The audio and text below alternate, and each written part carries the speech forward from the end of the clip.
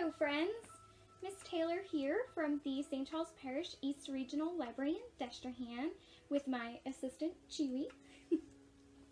I told you guys in my intro video that I had a lot of reptiles, so today we will be doing a special craft in my reptile room. So as you can see behind me, I have my snake Sansa, and my gecko is in this tank up here. Her name is Velka. So today we're going to be making a super simple springtime craft with things that you can find around the house. I know we're all stuck inside right now, so just go ahead and peek around your kitchen cabinets and I'm sure you'll find some of these supplies. We are going to be making coffee filter butterflies. So this is what they look like. That's one I made already. And it's super easy. You just need a coffee filter, some markers, a paper or plastic plate or something that you can draw on, and some string. You also need some type of water because you will need to wet your coffee filter at some point to get the cool tie-dye effect that you see on mine. You can use just a wet paper towel. You can have an adult help you put the coffee filter in the sink. Chewy is just directing you to some things. You can also use a spray bottle like I have here. These are all options. Once you're finished with your design and you've made the tie-dye, you can, sorry, Chewy distracted me. You can have an adult help you find a nice sunny spot where it can dry out. Once it's dry, then you'll complete the craft. If you want to speed up the drying process, it's easy to use a hairdryer. Again, you might have to ask an adult for help with that. And let's see, some options. I have some options. Let me get to it. So to start, get your coffee filter. I have two right here, I just need one. And you want to use either your plate, or if you have a scrap piece of paper or a surface that's okay to color on, because the markers will bleed through your coffee filter, so you want to make sure you put it on a surface that it's okay to color on. I used this scrap piece of paper right here, just to be safe. So you're going to flatten out your coffee filter onto that surface. It's going to look like that. And then you're going to pick your colors, whichever colors you want. Sometimes I use all of them because that's fun. You never know how it's going to turn out that way. And then all you do is you're going to draw on your coffee filter. Just that simple. You can draw a picture, you can just color it in, whatever you want to do. Designs, oh, my other assistant here to help, the cat. Goten, would you like to come say hello? Would you like to come say hello? Goten saying hello. So we're going to start coloring our design. So like I said, it can be very, very simple. It doesn't have to be intricate or ornate. You don't have to be a super great artist to do this. This is just for fun. You can draw whatever you want, or you can just color some shapes. But what you want to try to do is use the colors that you think are going to make the tie-dye that you like. So I chose to do some fun like pinks and purples and blues, and those are my favorite colors, so that's why I used those. I think I'm going to do that again with this one. Like I said, there's no right or wrong. And you might not want to draw your favorite best drawing ever, because we are going to wet it and the colors are going to blend. So if you do draw something really nice, it's going to get faded. Just something to think about. And you don't have to totally fill your coffee filter. It does make your colors brighter If you do choose to fill in the whole coffee filter, the less you fill in, the lighter the colors will come out when they blend together. So if you want to go for that pastel effect, you might want to consider it that way.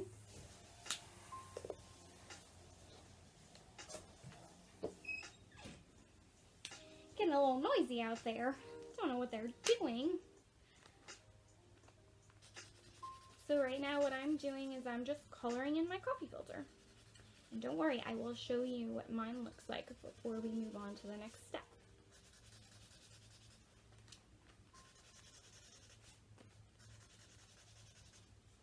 Does anyone know any fun facts about butterflies? I know I have a lot of them in my backyard right now. I have a special plant that butterflies really like, and that's why I'm seeing a bunch of them. But it is also springtime, and that's usually when you see butterflies, because all of the caterpillars, which is how butterflies start out, they start as caterpillars. They then build their cocoons, and most of the cocoons will hatch in the springtime when it gets nice and warm. And that's when you start seeing all those butterflies flying around. And they can come in all sorts of colors, and sometimes their wings are shaped all sorts of different ways. I have a lot of monarch butterflies in my backyard, which monarch butterflies are orange and black, sort of like a tiger. Is anybody making a monarch butterfly out there? Not a bad idea.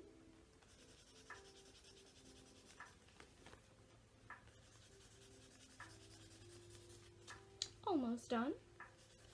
And then we can move on to step 2. How's everybody's designs looking? Good? Awesome. So this is what my design looks like. I just colored in a bunch of different colors that I thought I would like. And I just made it look like that. And yours could look like whatever you want. So once we get to that point, and take your time, there is no rush, we will wet the coffee filter. So this part you may need an adult to help you with. You can, like I said, you can use a paper towel, you can use a spritzer, if you have an eyedropper you can use that, or you can run it under the sink. You don't have to totally get it soaked, but as long as the entire coffee filter gets wet, that's what you want. So I'm going to show you with my spritzer, and you can put it in your plate. This we can use our plate for, so that the water doesn't drip everywhere. So I'm just going to spray mine. And you can see as I'm spraying it, the colors are kind of starting to blend. Yeah, look at that, see? Looking real tie-dye. And I am doing this over my scrap piece of paper so that it's catching the drips. This craft can get a little bit messy, so you may want to be careful about where you do this craft at. And so see, I didn't totally soak it or drench it in water, but I did get the entire coffee filter wet to create that effect. How's everybody doing? I can't wait to see everyone's butterflies. So what I'm going to do is I'm going to pause a second, and I'm going to speed up my drying process so that we can get to the next step, so that you can see what to do next. Okay? Sound good? All right. 1 second. Just 1 second. So this is my dry coffee filter. This is how my tie-dye ended up turning out. I think it looks pretty good. What do you guys think? All right. So the next step, once yours is dry, is this is where we need our string, and this is where we have some options to work with. So my first butterfly, I used string to make his body and his antenna. But you have some options. You can use a straw if you have one, and you can use that as the butterfly's body. You can also use a piece of construction paper or a nice piece of paper that you have if you wanted to glue your butterfly to it and make a nice scene for him and make it a whole picture. That's an option. And another option, you can use some of the string that you're using to make his body, or you can use fishing line to make your butterfly a little hanger. You can hang him up.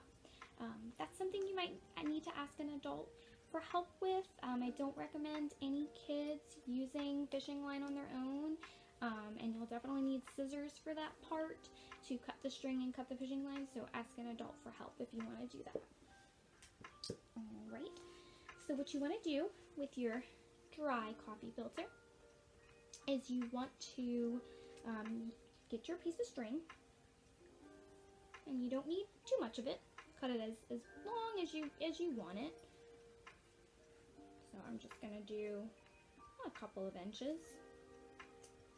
Alright, so now I've got my string. Then you want to take your coffee filter and you want to just kind of start to pinch it in the middle. Just kind of keep pinching, kind of mushing it up just in the middle. It's okay if it gets crinkled. Alright, it's going to look crinkled. And so now that I've pinched it in half, you can see it makes two wings. So I'm going to use my string, and where I have it pinched in the middle, and like I said, you might need an adult for this part, you are going to tie, just make one little knot, and when you make the knot with your string, it forms the butterfly's body. And then the extra parts of your string are his antenna. So those are the two little things that are on top of the butterfly's head. So try to flatten mine out a little bit. And like I said, don't worry about it getting crinkled, because he's going to get a little crinkled. That's okay. Alright, and I'm done. And there's my second butterfly. So like I said, you have options. You can use some glue and put it on a straw, make a little butterfly puppet, or you can use some more. And that's it. That's all the time I had for today. Now you just have a lovely piece of unique art that you can admire and show off to your friends and family. And don't forget to go to the library's website and Facebook page for more fun things to do, and check out our YouTube channel for some other rhyme times and stretch and snuggles and other cool activities. If you're trying to get a library card, you can get a temporary e-card on our library's website, also to have even more access to more fun stuff. So this is Miss Taylor saying goodbye, friends!